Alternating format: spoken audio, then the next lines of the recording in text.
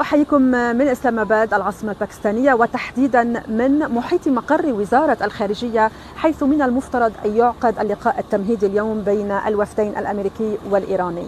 إلى ما ستفضي هذه المفاوضات؟ هل يمكن أن تؤسس لإطار اتفاق دائم بين الطرفين؟ هل ممكن فقط أن تؤدي إلى تمديد الهدنة وفتح مضيق هرمز؟ أم وارد أن تفشل تحت وطأة التطورات العسكرية التي نشهدها؟ تابعونا لمعرفة التفاصيل والتطورات على العربية.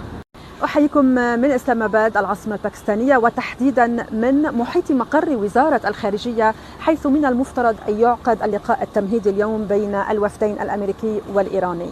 إلى ما ستفضي هذه المفاوضات؟ هل يمكن أن تؤسس لإطار اتفاق دائم بين الطرفين؟ هل ممكن فقط أن تؤدي إلى تمديد الهدنة وفتح مضيق هرمز؟ أم وارد أن تفشل تحت وطأة التطورات العسكرية التي نشهدها؟ تابعونا لمعرفة التفاصيل والتطورات على العربية.